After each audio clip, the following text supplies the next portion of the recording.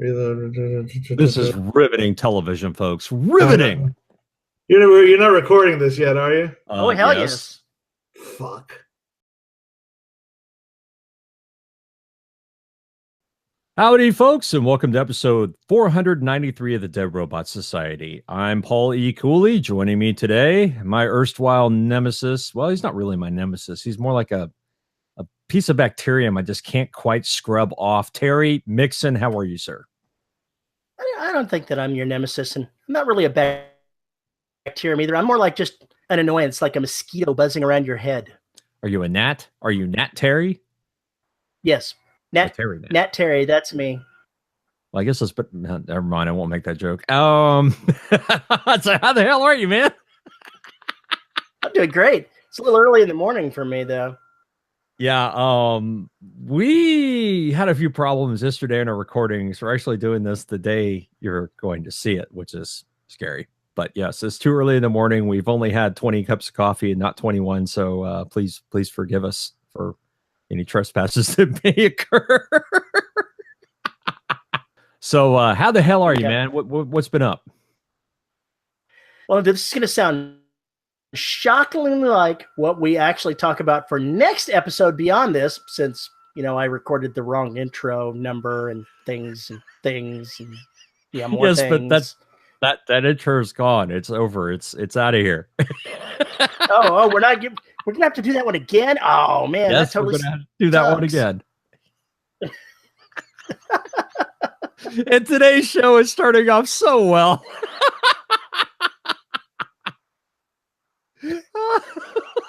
We're a little disorganized here at the Robot Society.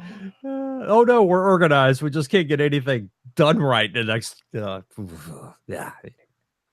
I blame a power state. That's what I blame. Yeah. So yeah, it's been challenging. Well, for my writing, the use of the spreadsheet is really up, not where I would want it to be, but I'm writing at least 500. And I did pretty well last month. I've been doing pretty well this month. So I'm very pleased. I've got the first 2 chapters written on Clan Wars, and it's proceeding along nicely. So I got no complaint. That's awesome. So the things out to Chris Kennedy, you're working on your stuff. Everything's cool and groovy. Well, the thing's out to Glenn Stewart. Glenn Stewart, sorry. Yes. Yeah. I am writing a story for Chris Kennedy, but that's a different thing. That we talked about that during the pre-show. Yeah. Yep. Yes, we did. And if you're a patron, you saw it. I feel like a bad human being. Terry's got an automatic litter box going. He's got 3 cats in there. One of them screaming. He's spraying cats, talking, roboting. It's wonderful. This is absolutely wonderful. It is what I do in the mornings. Well, let's see. What am I doing? It's a normal morning for me. Yeah. Derelict Destruction is out in ebook and trade paperback. And I'm recording as fast as I can for the audiobook. I've only got 1 comment, or now I have 2 comments on Amazon. So, but both of them are 5 stars because people are crazy. And thank you. And so far, been getting a lot of interest. Books, selling okay. It's doing okay. Hasn't really been pimped, so go figure. But it seems like people are going there and buying it. If you're a listener and you bought it, thank you so much. Very much appreciate it. Hope you enjoy. So other than that, getting back on Trident, but recording is getting in the way of my writing, and my writing is getting in the way of my recording. So I'm fighting that little battle right now because every time I start on Trident, I just want to keep going.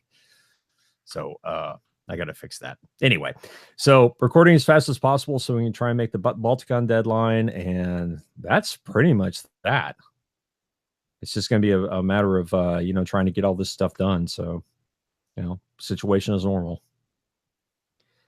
But so one thing I did forget to mention is I have a book in the science fiction and fantasy writer. Okay. It went live last night. Stop. do that all over again because you read like a motherfucker. Yeah. One other thing that I need to add is that I have a book in the Science Fiction and Fantasy Writers of America story bundle that went live last night. So I want to make sure and share the link for you folks so that you can find it as well. There is a ton of awesome science fiction in this particular bundle. And it's at storybundle.com/SCIFI. Sci-fi. Not hard to find. Not hard Go to out and find. check it out for $15. Not difficult to find at all. And for 15, 20 books. That's pretty awesome. Who can argue with that? That's pretty awesome. Right? I like it. Go out there and check it out. Yeah, people. Go check it out, man. Yeah. Yeah. I'll put that link in the show notes and I need a sidekick like that stands behind me every time I say something. Go, yeah. Isn't that what Screamer's trying out for? Wet.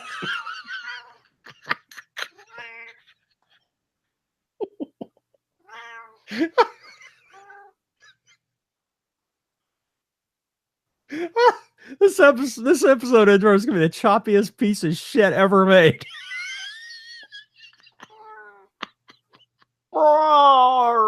Yeah, on that note, we should go on and talk to somebody who also just not be quiet. And joining us today to talk about city as setting, as well as pimp his new book, is wonderful friend of the show and author and filmmaker and general menace to society, Charlie Brown, or under his author name, CD Brown. CD Brown, yes, this is a new territory for me. I hate to break this to you, man, but David made a mistake when he put your book up. It actually lists you as OCD Brown. Boy, is that the opposite of true. We wish you were more OCD because no, I'm the big picture guy. I'm not detail oriented. You're not detail oriented? You have people for that? No. I'm the big picture guy. I can see everything, and then when it gets down to the little details, well, sentences I can do pretty well, but after a while, no, I'm big idea guy. He's like big picture, and as it gets smaller, he gets to the point where he goes, "Fuck this." Yeah, but yeah, that's kind of it too. Yeah, I can see it. I don't know. We need to know what it's made of. Yeah, exactly. I see how that works. So, what's the title of this new book? The title of the new book is Vamp City. It is a vampire adventure. No sparkling before that. Oh, come on! I can confirm this because I have read a bit of it. So keep going. Yeah, there's no sparkling vampires. It's a sequel to a novelette I wrote a few years back called Quarter Moon, which will also soon be available on Griffinwood Press. And Quarter Moon was about vampires versus werewolves, except the vampires are in a rehab situation where they're trying not to drink human blood, and the werewolves come out of the Vietnamese community of New Orleans. So it was kind of it's vampires versus werewolves with a lot of my weirdness thrown on top of it, of course. So Vamp City follows the lone surviving vampire of that story to Los Angeles, where she starts to do the vampire rehab here, where I live now in Los Angeles. And because Los Angeles is such a young city, I mean, the LA that I know is only really goes back to like the 1920s. Hollywood, this densely packed urban area in the 19 teens was orange groves still. So the Hollywood that we know of, I mean, the Hollywood sign is a real estate sign. It was to advertise, buy here, buy land here. It was Hollywood land before the end of it fell over. Yeah. Yeah. So Hollywood land before that. And so Sophia, the vampire, comes here. Now, she was a Storyville prostitute turned in the 1880s. So by far, she's the oldest vampire around. except for this one guy called the Caballero, who is rumored to be the historical Zorro, and I am going to explore that later on. But the Caballero gets killed, and she's kind of put in because she's so old. First, they think it's her, and then she gets put in charge of the investigation, basically to figure out who killed him, and it then becomes kind of a mob situation. So yes, she's delving into all of the subgroups of vampires, all the little cabals and their weirdnesses, and trying to find out who's doing wrong in the community. So I'm sensing a theme here. The story starts in New Orleans and moves to Los Angeles. It sounds very familiar. I think we may have heard this before. Oh, it's because you moved from there. That's why it is. We have from some LA listeners. to LA. Yeah. Some of the listeners are going to go ahead and start a GoFundMe page to send you on trips to places like Toronto and Missouri City and other places so that you'll become familiar with them and, expand where the stories are going. I already know Missouri City at this point. Oh, I've always wanted to write a horror novel there. Yeah. just because we're total dicks, and it's the only reason I'm bringing this up. I actually don't have a problem with where the stories are written. It's just because we're guys. No, but Missouri. That's funny. The Missouri City, because nobody outside of Houston's going to get that. No, they're Missouri really City is a suburb of Houston where my sister-in-law lives. So like, hey, Fuzzy's Tacos on Highway 6. There you go. Wow. But it your only publisher sort of says that we should go ahead and inform you about new cutting-edge technology for researching other locations like TripAdvisor, Google Earth, Street View, Yelp, perhaps. All of those cutting-edge things that you may not be aware of. Yeah, says the man who never leaves Texas. Hey, I leave Texas. He does leave Texas. He does leave Texas. Only when forced at gunpoint. Oh yeah, exactly. Yeah. Hey, I'm going to Pittsburgh next month. Oh, That's gotta wow. count. Yeah. What's in Pittsburgh? The Nebula conference is. Oh yeah. I have a friend who bought a house in Pittsburgh. She was living in New York, kind of living a high life. She said, "I want to own a house," and so she went to Pittsburgh and bought. And then she told me, I moved too fast. Pittsburgh is not New York. No, it's not. So, and in November I'm gonna make a trip up to Las Vegas for a convention there. So I love Vegas. I love Vegas. You got to go check out. Anyway, I'll tell you that offline. We could talk offline. Yeah, but no, Vegas is definitely going to be one of those cities that I'm going to write about soon because I've got a few ideas about it. Vegas is very similar to New Orleans because they're both 24-hour cities, but Vegas kind of pulls culture from everywhere. It's like you've got Paris and New York and Venice and ancient Rome and all that sort of stuff. And of course, it's all plastic and fake, which is kind of what's awesome about it. And New Orleans also a 24-hour city, but like so deeply rooted in the 17th, 16th, 18th century and 19th century. So that's what makes these cities. That's why I write about cities, is because I love to make them into characters. Paul, you did this too. Yeah, I did that with especially with Garrett's Inferno, but also I guess with Closet Streets. I read Garrett's Inferno, and I loved the atmosphere in it, man. It was one of the things I really loved about it. Although I gotta say, we were having a semi cold snap in California when it happened here. That means it got down to the 50s. Bring out the parkas, everyone. Right. And believe me, it's like my students you think they were Eskimos.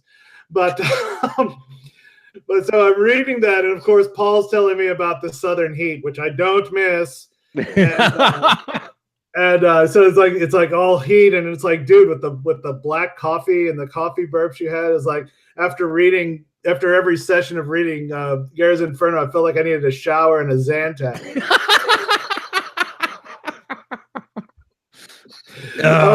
Mission accomplished. Yes, right. Shadow Publications, where nobody puts milk in their coffee. Where everybody sweats. I think the backdrop you choose for a city, and I go back thinking about Raymond Chandler. Oh and, yeah. and LA specifically, but there are so many, like Dresden even does this with Chicago. There's all these little known facts that get tossed in with the story or some part of the city that you didn't know existed and wouldn't know existed unless you actually lived there, or you were one of those folks who just loves to explore these places. And so many of them have this feeling, this vibe they just put off, even when they're empty. They just have a certain air to them. And I love to try and capture those places and those moments, because for certain backdrops, when you're trying to give, tension or suspense or any of that kind of stuff, these places become very important because you can see very strange things happening near them. And one of the things I found that's interesting to use for that is travel books, because you're getting information from someone that's physically traveled there, and they're pointing out things to do, things that may be obscure, that may not be things that everyone else would know about. If you go through a travel book for a specific area, you can find all kinds of setting details that you can include into your stories from them. And I just picked up a humble bundle of travel books just solely for research in case I ever needed them. Oh, that's cool. Interesting. I mean, I've been approaching it kind of like I do tend to write about where I am, and I think part of that is that one of the things that I like about it is that I've been doing this on my author page on Facebook, is I've been doing behind the novel, and I actually went out and I took a bunch of pictures of the places that I was writing about. And one of the things that, so there was this building that was on the way to my gym. I would walk, when I was still going to that gym, I would walk down there, and it was this abandoned building. And it was just a little office. It's on a very busy street. And I was looking around, and I saw that it had a second floor, and I was like, well, this is it. If I was going to open up a zombie rehab place, this would be perfect. And so I came up with the ZLVG Center, and it's on Hyperion, which is a couple of blocks from me. And part of what I like about it is that I can look at something real, describe it in sufficient detail, and then I don't have to make it up. That's what I like about it. Is that that can be settled so that I can concentrate on plot and character.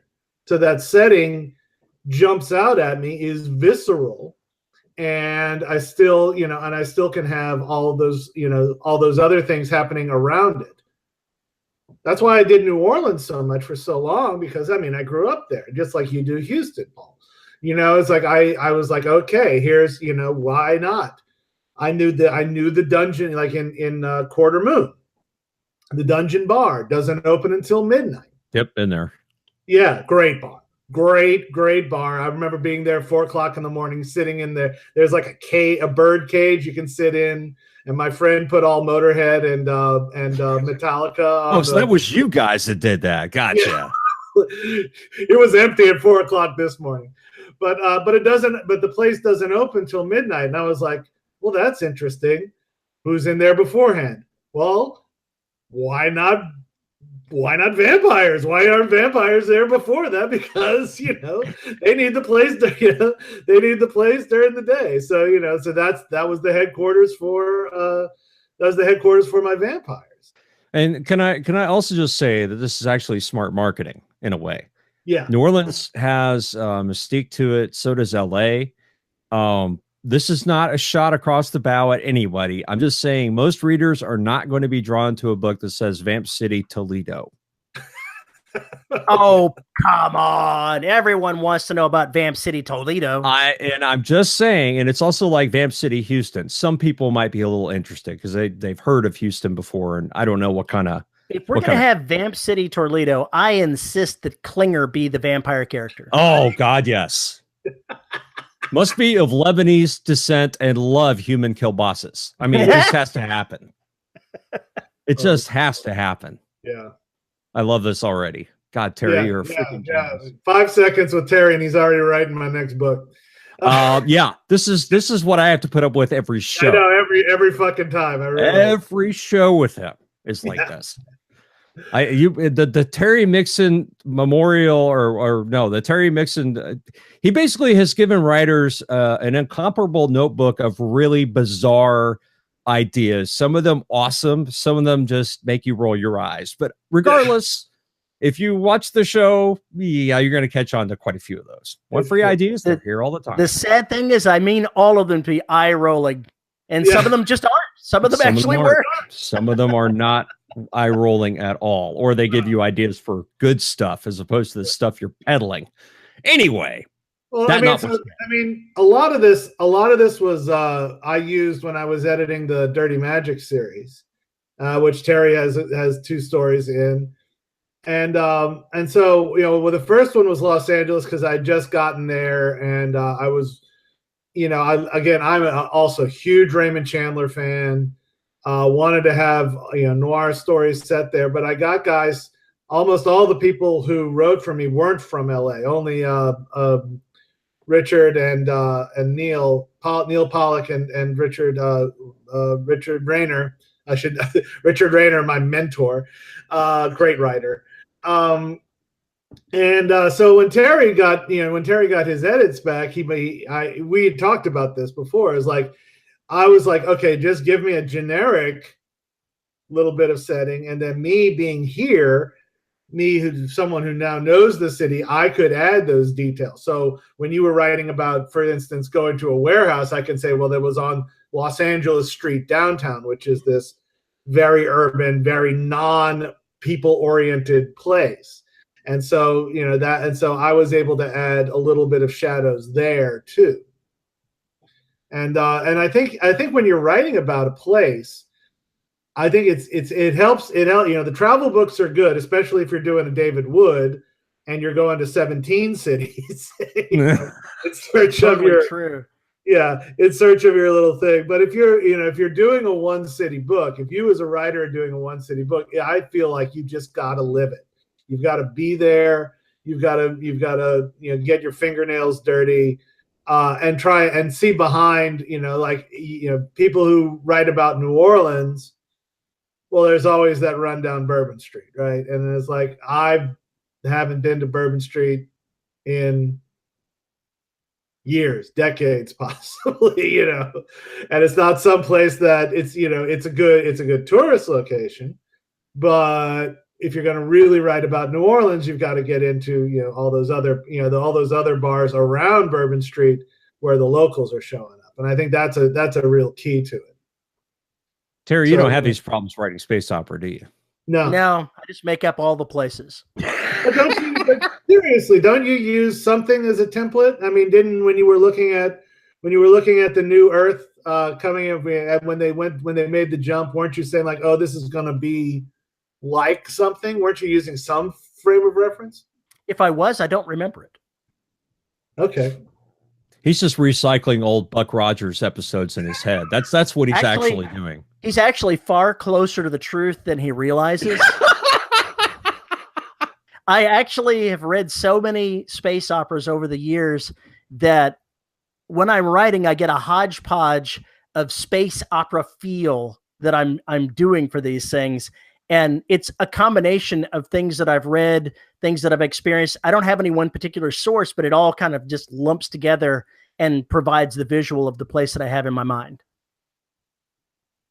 I mean, that works on so many levels too, because like I just completed another fantasy novel. This one's more sword and sorcery style. And my big influence was Fritz Lieber on this one. And while the town is now escaping me where they live. I can't remember. Are we talking the Fafard and Grey Mouser stuff? Yeah, Fafard and Grey Mouser. I can't remember. You're lucky I remembered who they were. Yeah. Great stories, right? Great stories. And his city, which was completely imaginary, still had all of that grit and grime. You knew it was a port city. You knew it was, it was a place where all these shady adventurers were coming around. And so when I took up that mantle, I was like, okay, I'm going to do the same. But I also said I need a little bit of historical data. So I went to Crimea. And I was like, this was my chance to write the Dostoevsky novel without all the existential pain. Are you trying to say you have to spend long winters in Russia to get the proper I'm not saying that. I'm not saying that, but I did. Having read so many Dostoevsky books, I was like, ooh, samovars. I can write about samovars now. Everybody's, but still, and I put this out on Facebook a while back, but I said I must be a fantasy writer now because I finally drawn a map. Oh no! So I know what I did. I drew a map of the city, and I was like, okay, who's here, who's there, and then I used historical Crimea to a certain extent, and so like I had but at the same time, it's a port city. It's corrupt. Elites run it, but the streets are kind of. I was like, it's kind of New Orleans. It's kind of New Orleans with a lot of potato food.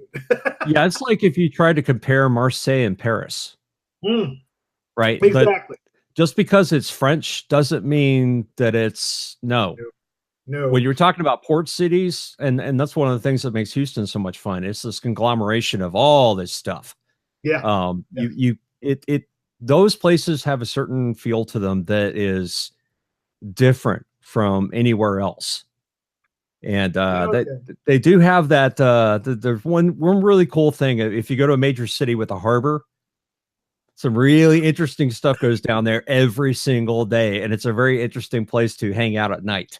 It's true. And so, like I've been looking, so I'm trying to plot out the next Vamp City book. And I was like saying, I'll probably go Hollywood on this one just because that's a little, that's something that's good. But I was like, when I was searching for this one, I was like, oh man, a lot of this comes from my commute because I commute to Long Beach, which is 45 minutes on a good day, an hour and a half on a bad day. And I take the 710 freeway, and it's this really old beat up freeway, and it is full of 18-wheelers going to the port. And there's this whole section of Los Angeles from the 710 to almost past South Central that is all industrial. There is no housing. There's no nothing. It has all these little cities like Vernon and all this stuff. There's 1,000 people there, and there's 10 people on the city council, and all the city council people are making $100,000 a year, and totally corrupt. And so when I was looking for a place, it's like, oh, where am I gonna have a setting for where the mobsters go? Well, there it is. It's right there. I see it. I see I've driven past there when the 710 has gotten so packed that I can't deal with it anymore.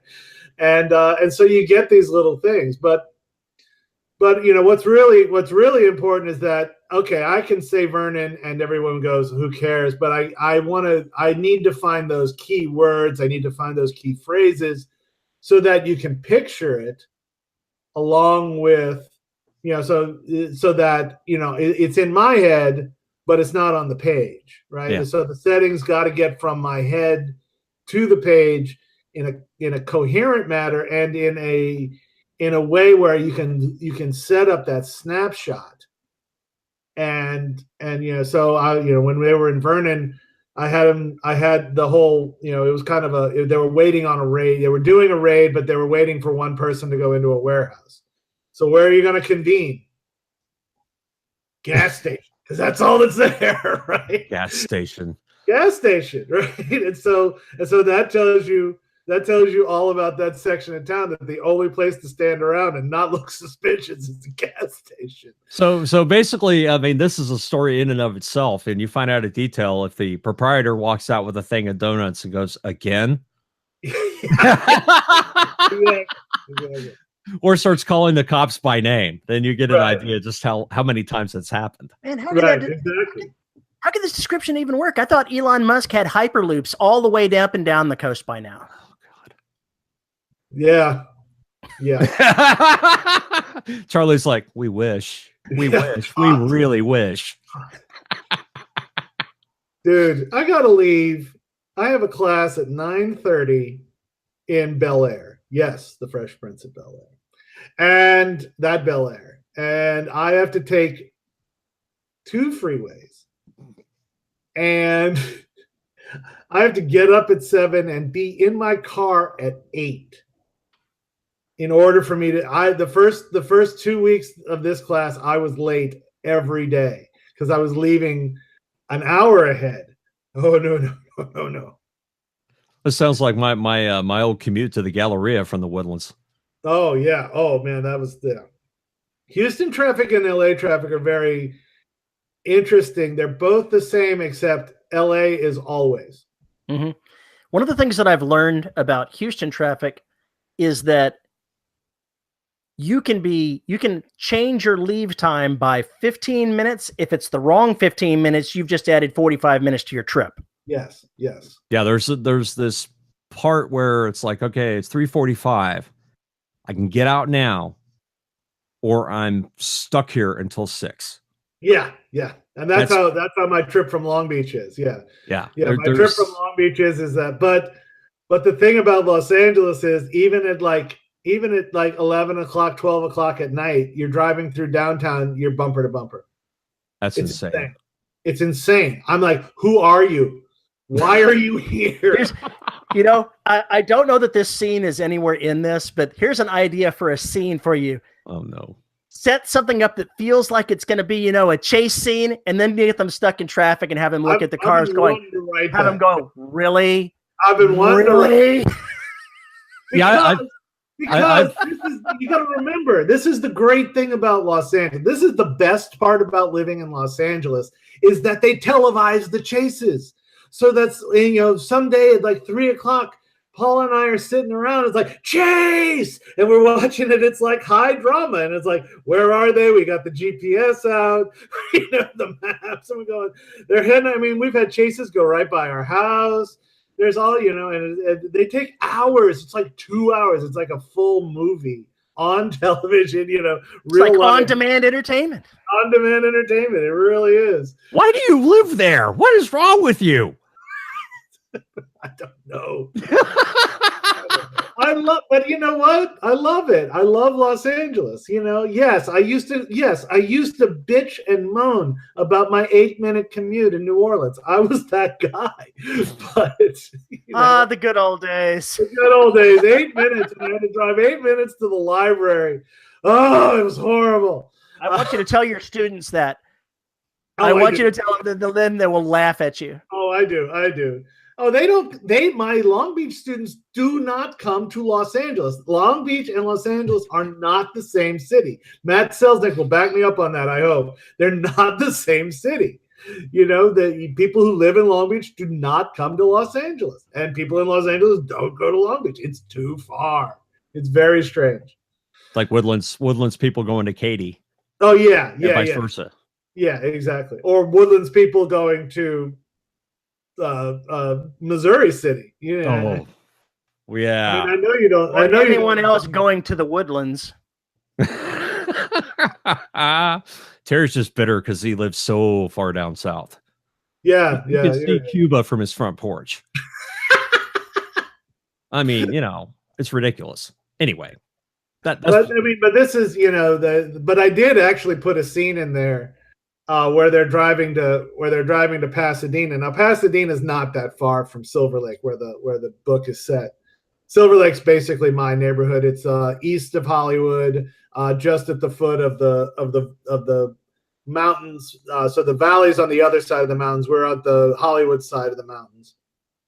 And she starts complaining about how long. It's 2 o'clock in the morning. It's like, this is taking 40 minutes to get there. Why is this taking so long? It's like, she used to live in the French Quarter. She can't drive. She's just walking 10 minutes and getting where she wants to go. And so I did. I had to put some freeway. And it's like, who are these people? Don't they have jobs? It's 3 o'clock in the morning.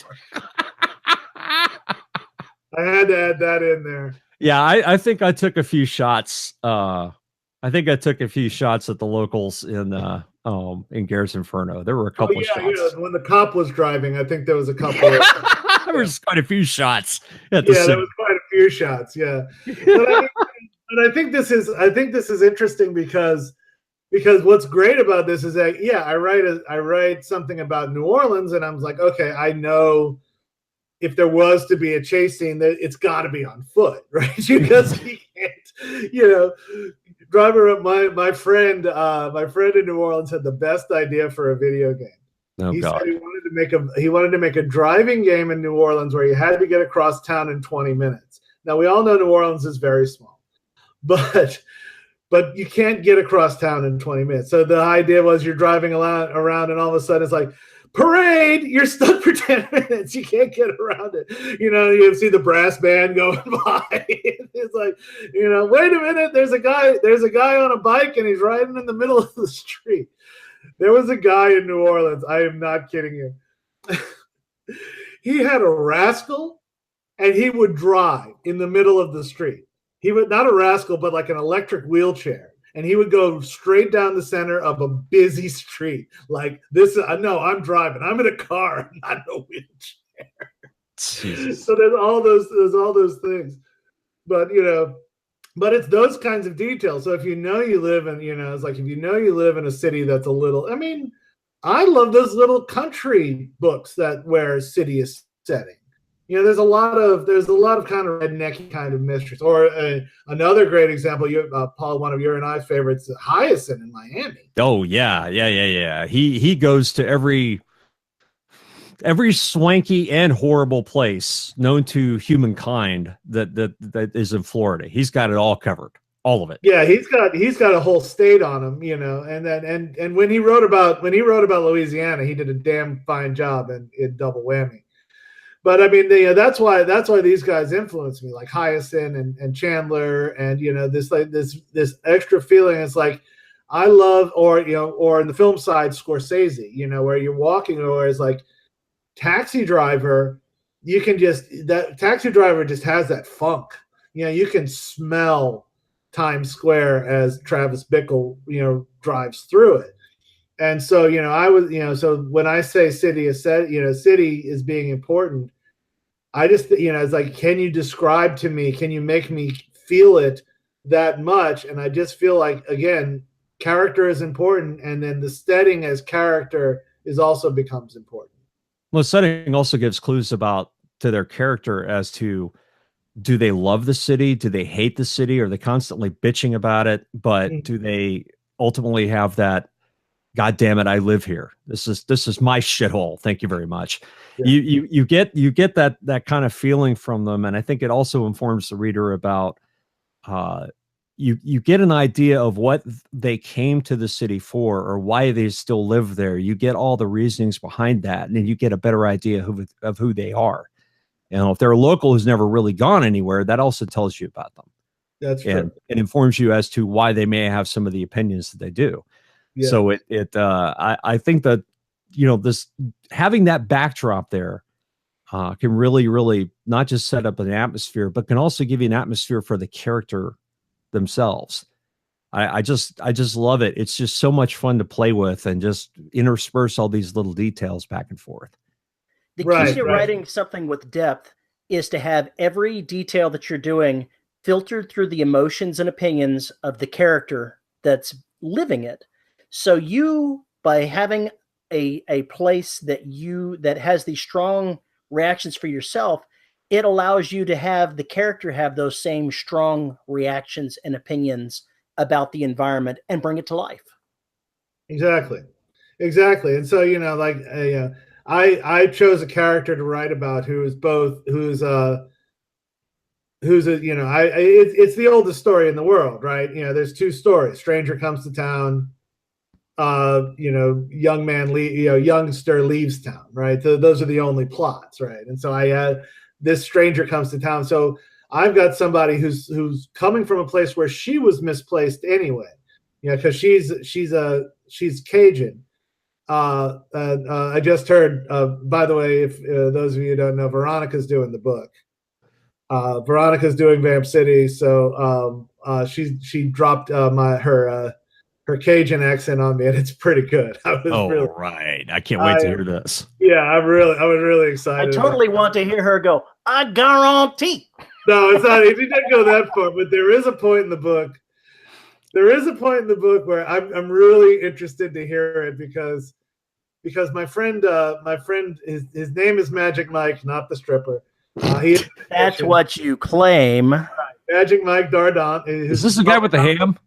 Huh? Is this the guy with the ham? No. Dennis, if you're listening, he's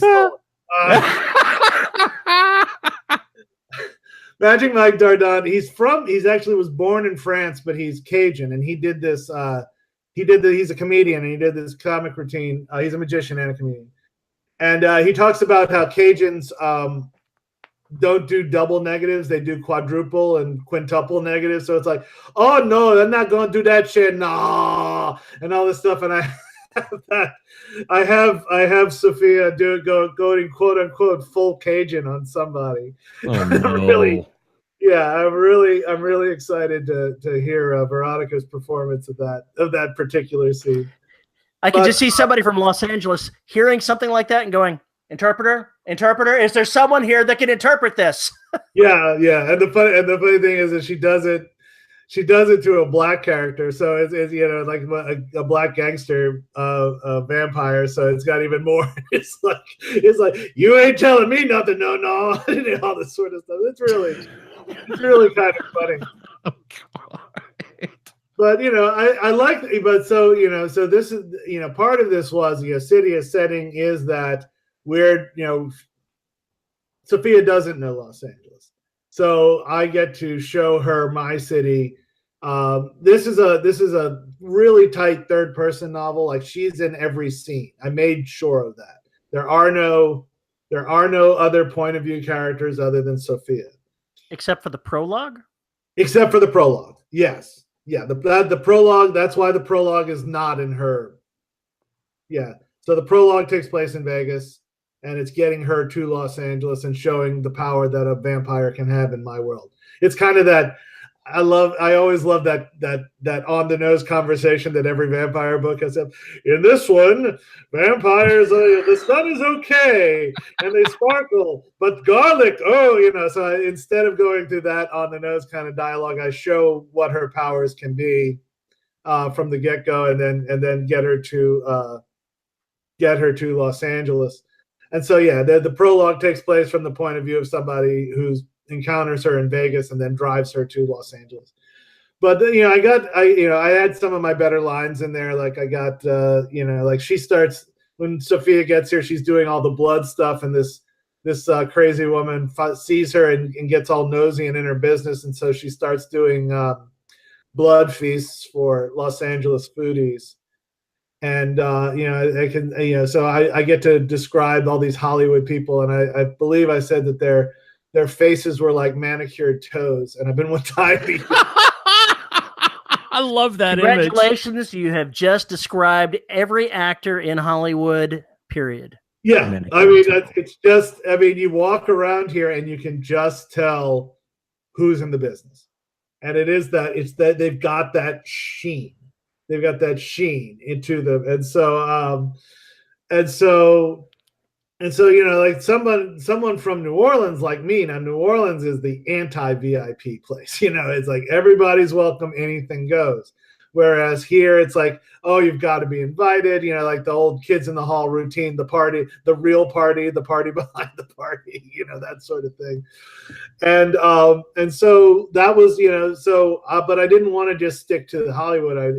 So I got into all the, just having taught a lot of African American students and Mexican students, Mexican American students, and I find their culture is just really fascinating. It's like you could live in Hollywood and watch the news and not know anything that goes on down there. And so this has been kind of why I like some of the secondary characters, some of the other vamps that I really had fun writing were, the African Americans and the Mexicans specifically, and showing that's like, no, this is for the Mexicans, They were here first. Yeah, this is very true. It's their town, man. You know, we stole this from Spain, not the other way. You know, so when I get into Boyle Heights, I got nothing but cat butt in my. Yeah, sorry. Shadow decided he's going to take a nap on Keko. Yeah, No, that's all right. But when the so when I started teaching, and I saw all this, and I just see what a Mexican town this is. How do you not use that? I learned some amazing things from my students. The reason why liquor stores and corner marts all have the Virgin of Guadalajara or whatever, the brown Virgin Mary. Yeah. It's because it's bad luck to graffiti over Mary. Who knew, right? Aww. Yeah. So that's why you see so many Guadalupe virgins, because they don't want their stores tagged, and of course they're devoted Catholics too. So I mean, little details like that, you can, and I didn't put that one in, but I did put a lot of other little things in there, and that people are, this is a really, and one of the, this Los Angeles, what it has about it is that it's a bunch of towns. It didn't grow up around downtown. Houston, you see the circles, right? And that's what's cool about Houston is that a lot of big cities, you see the circles. You see downtown, then you go out to 610, then you go out to the hinterlands out, out there, and then you go way out where the hell you are. Apparently, I'm beyond the hinterlands, whatever that you means. are beyond the hinterlands. If you want to see the chaotic growth structure of a town like that in Texas, you need to go to San Antonio. Oh yeah, I've spent almost no time in San Antonio.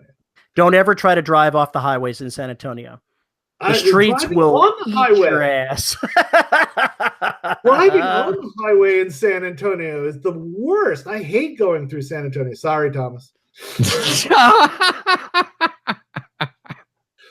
But I take 410, and it's like you get these natural things when you get on an interstate. You try and get to the middle lane, but if you get to the middle lane, all of a sudden you're Anyway.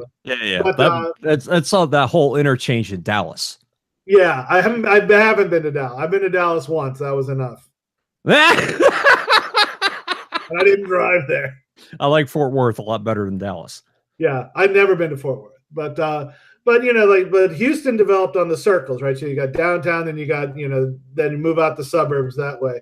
Whereas Los Angeles started as downtown, but then it had Santa Monica on the beach, and had this town, and then so you had all these little bubbles start to build up, like Hollywood and the Valley and all that sort of stuff, and eventually they just grow together. So Los Angeles isn't a circular city; it's an amoeba, and it grew together into one giant thing. And so that's what makes it so interesting, is because these are neighborhoods that became a city, whereas Houston and most other places are cities that became neighborhoods, right? And so but I mean, this is fun for me. Like, I love writing about my neighborhood, like you like writing about the Woodlands, and I really loved writing about my suburb at home when I wrote my novella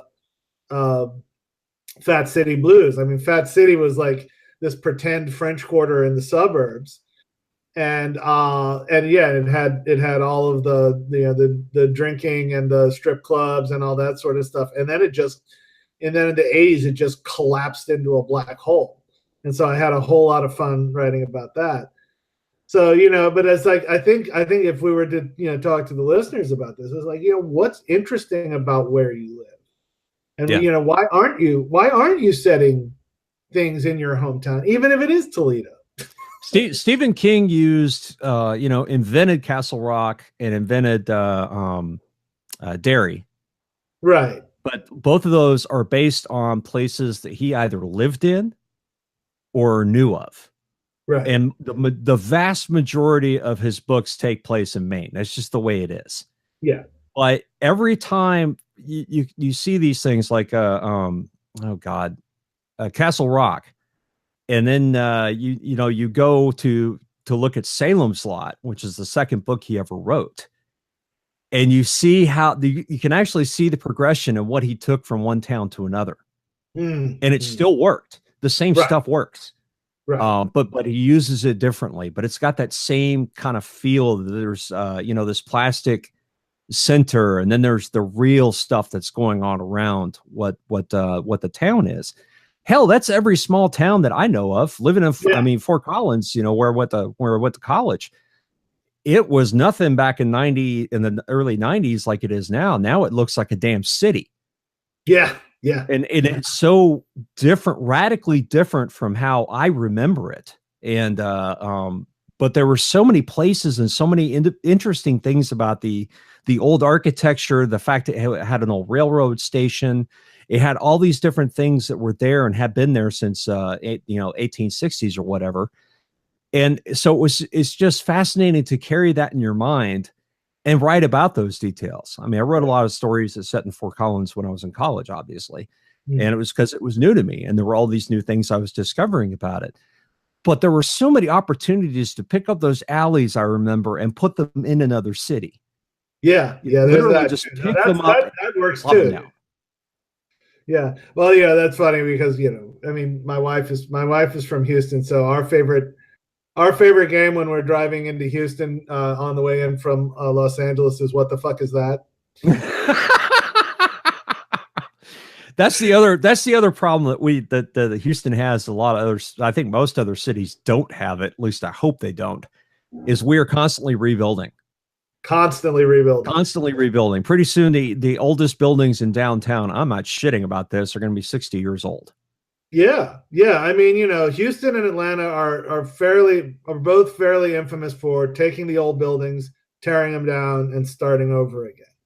And but also, Paula didn't grow up she grew up in the Heights, which is a whole different thing. But great. I mean, a great neighborhood. Yes. Great neighborhood. But she grew up, when I know her, it was Southwest, and then her sister's in Missouri City, so the whole Southwest side. And she's talking about like her mom knew that place as farmland, and now as we go there, there's little less and less green as we go down, 8 or 289 or whatever. And it's always like, here comes these apartment buildings and here comes these more apartment buildings. It's like, I sure hope people are moving to Houston because there sure are a lot of apartment buildings.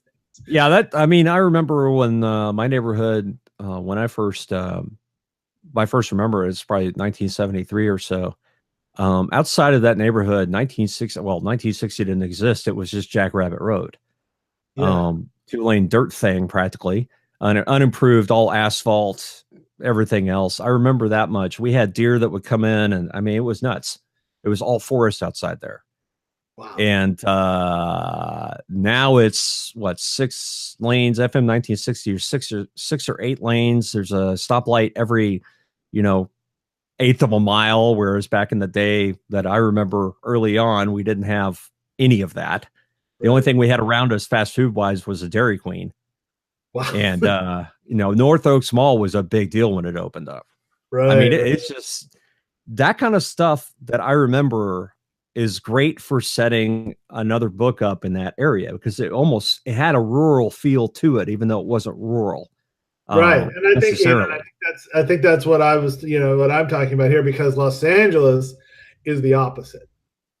There's nothing about, like you drive up the street that connects my area of town, Los Feliz, to where I used to live. You had USC, is Vermont Avenue. And you drive down it, and it is every block after a while is a strip mall. And there are 10 things in there. 5 of them are restaurants. 7 languages are on the signs: Tagalog,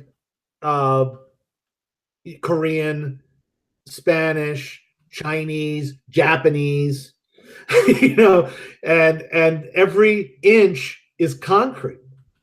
I have no idea what's going on in those restaurants. I've been to maybe, I can't even put a percentage on. I've been to like 10, 12, not even putting a percentage, and it's like all of this stuff is going on. And that's why I love Los Angeles, is because one of the great things about it is there's no way nobody can know everything about Los Angeles. There's always just too much. The food writer Jonathan Gold, who I reinvented as Michael Silver in my book, he did this thing where he lived along the street Pico, and he said, I'm going to eat on every restaurant on Pico Avenue. And it took him 10 years. Wow. Wow. 10 years. And now he weighs 4,000 pounds and is diabetic. The man's not slim. They made a documentary about him. It's a fascinating documentary. I forget what it's called, but it's about Jonathan Gold. Great, and he's a great food writer. But that's one of the things. That's why and New Orleans is the same way. Look, I spent, I'm going to be 50. I've spent at least 40 years of my life in New Orleans, and I know Metairie. I know Metairie inside out. But there are certain neighborhoods in New Orleans I don't know what's going on there, man. And that's kind of fun for me, And so when you do go into that, and then you can go, and like you said, then you can go write about these new places, or take that inspiration and make up a city, but using pieces, parts, and all that sort of stuff. That's where, and again, what we're doing is, from a technical standpoint, is we're building the dollhouse, and then we're putting our Barbies, where they need to be. But those Barbies have to have personality. And, it's like all the setting in the world is not going to help you write a good book, but it's going to give your character an extra layer of depth, because, like Terry said, they're reacting within it. You didn't have me on just because you hadn't had a 3-hour podcast in a while, did you? No. We're going to split this into 14 parts so that we go ahead and recover it for the next 3 months. I was waiting for you to actually say something, Terry. I've been carrying the load here. Yeah. What the hell's wrong with you? What can I say? I agree with what he's saying. What he's saying? What does he know? I think the if you're writing anything where people congregate, even if you're inventing a town, if you're looking at making a bar in a space station, go read Phil Rossi's Crescent for an idea of that. You can take these ideas with you. You can take your experiences with you and use them to color every inch of what you think it looks like. I mean, the difference between Star Trek and Alien, the original Alien. Yeah. And Alien, is much more believable. A ship covered in grime, shit falling apart everywhere, constant maintenance issues. That is a ship. Right. That is exactly how I imagine a real ship would be. And so that's set, but that gives you that vibe to it, that industrial vibe to it, as opposed to this slick space age, where everything's just kind of taken care of kind of deal. Yeah. And it makes such a big difference, but you can take those things with you into your writing, even fantasy, whatever you're doing. So I just think that, that detail, and I tell my students this all the time. Generalities are insufficient. You have to have, and it's not what's his name, Proust going on and on about a door or a hedge. That's great. I haven't read Proust. Sorry. You're lucky. Yeah. I intend, actually, I think that's the book I'm taking on next. But anyway, it's the telling details. It's those 3, rule of threes. 3 little things that give you a picture of where you are, so that going forward, you don't have to imagine what's going on. I just read a book. I'm not going to call out the author. I just read a book that was a pretty good fantasy novel. It was about a system of magic and all that sort of stuff. And, somebody had to go save another person. And somewhere along the line, it said that it took place in 1880s London. I couldn't picture it. The author never described the setting.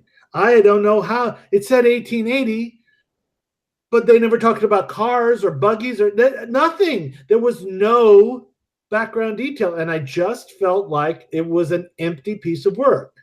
It was an empty. I was reading a cardboard box, and then like the language and the story inside of it were pretty good, but something was missing.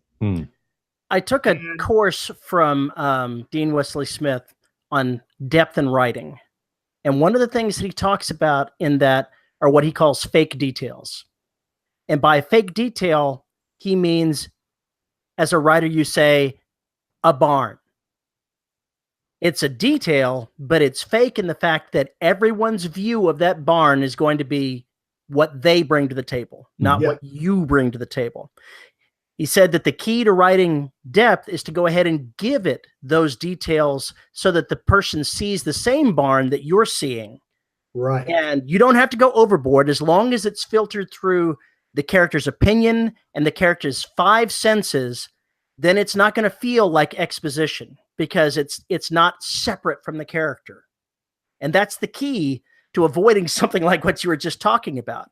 If the guy, he's saying it's, instead of saying it was 1860s London, have somebody walking down the street seeing this or seeing that in detail enough to know whether it's a carriage, a car, a smoking chimney, a zombie staggering through the streets, whatever it is. I literally, there was none of it. And that was, because, okay. So when I was in grad school, I had a great writer as a teacher. Her name is Janet. Oh, damn it. You're screwed now. You forgot the name. Yeah, I did forget her name. Friedman was her name. I was about to say Janet Fitch, and I never took Janet Fitch's class, although she's a wonderful writer and a great person. Judith Freeman, excellent writer. And she's this little, 5'0", 60-ish woman. And I never knew what the hell was coming out of this person's mouth. She had this fluty little voice like this. And she said, "Oh, when I first moved to Los Angeles, I was taken in by this lesbian Wicca team, and they made sure me and my child were taken." I was like, "What are you talking about?" Like we were talking about snakes in class. She says, "Well, as someone who's killed a bunch of rattlesnakes." I was like, "What?" But anyway, her mantra was set the scene. Take a little bit of time. And every time you have a chapter beginning or a chapter break, take the time. Set it up. Give us the baseline. Give us the baseline so that we know where we are, what it looks like, what time of day. Who said, Elmore Leonard said, never do the weather. Do the weather every now and then. It doesn't even have to be a lot of words. You can do it in just a couple of sentences to set the character in the setting. Right, exactly. Because, every now and then, I'll start with a quote, sure. But right after that quote, where am I? Center your reader. Because, you want your reader to be comfortable in your story. And so when I was reading this last book, I was just like, I don't feel centered. I feel out of sorts. And as I mentioned, Janet Fitch, she just put out this amazing book called The Revolution of Marina M. Paul, you'd really like it. It's a very Dostoevsky. And it's about the Russian, about the communist revolution through the eyes of one single character. And it's just, Janet Fitch wrote White Oleander, which was a shitty movie, but it was a great book.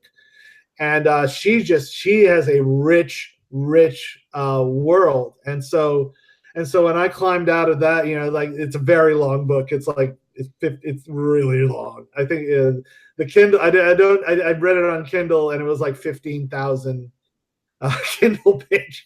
Oh God. Yeah, it was like I think the only longer book I've read on Kindle was David Foster Wallace. But it was a really good book. It was basically war. She's basically writing War and Peace in the communist times. But the richness of the detail kept me.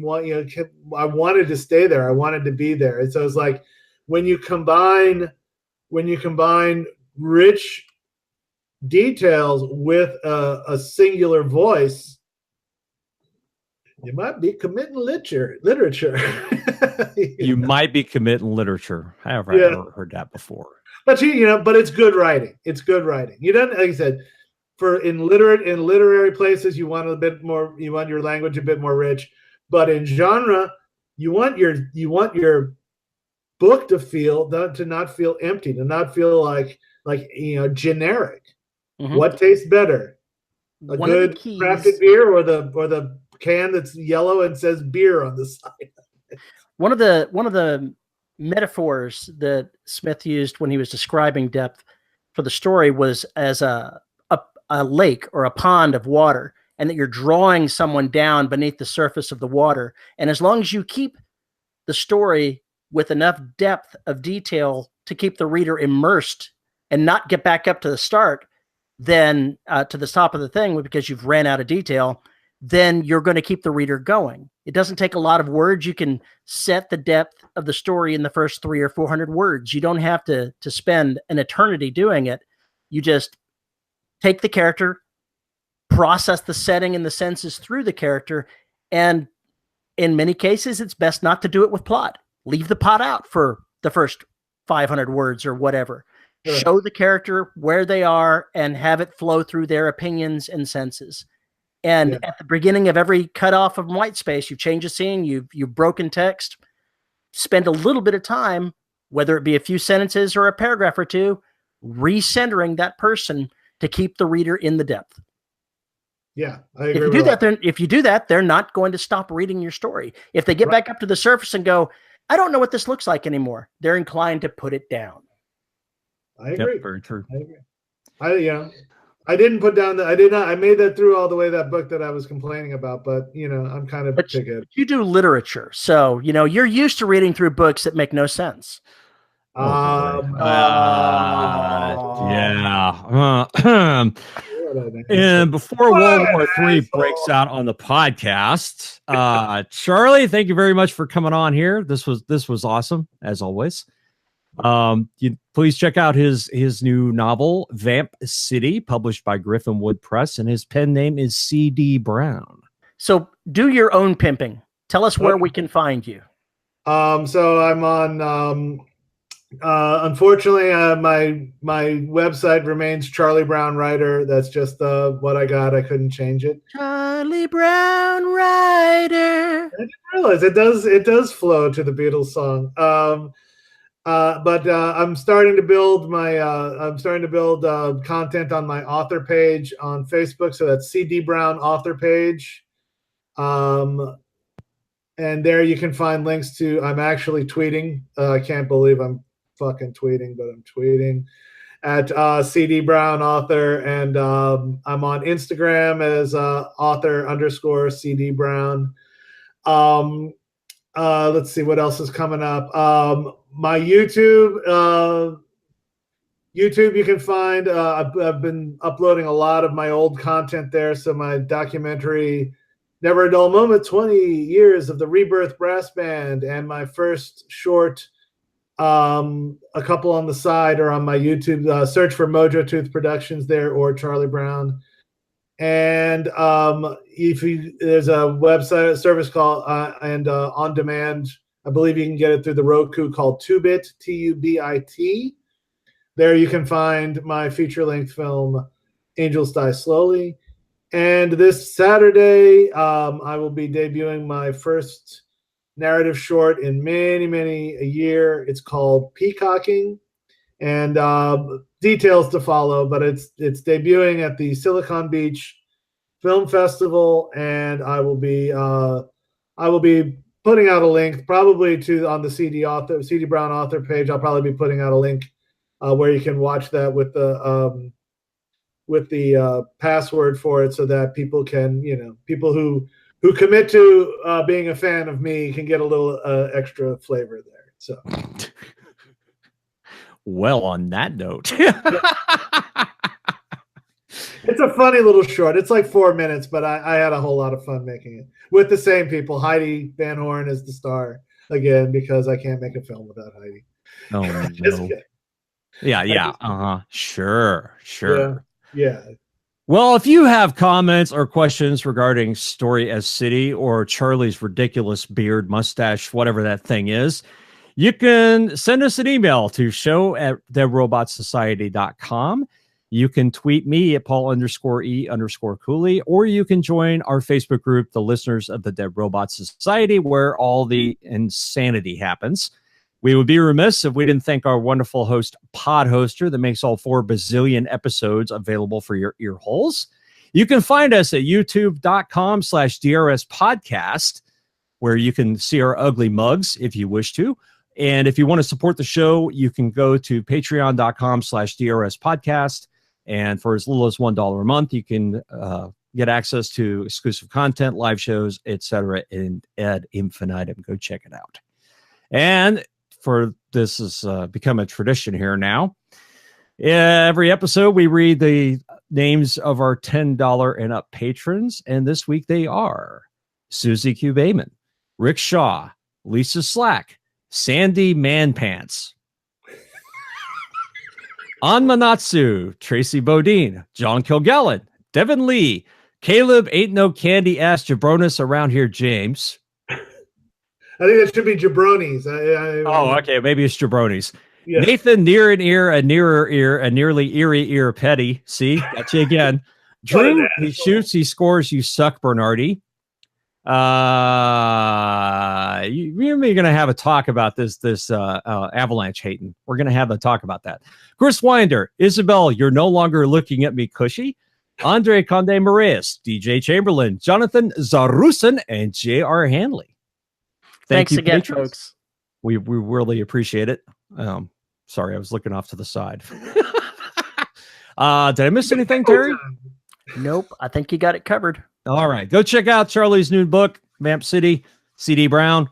Go check it out. Thank you guys, as always, appreciated. Yeah, it was fun. It was fun. All right, folks. We'll see you next week. Bye-bye.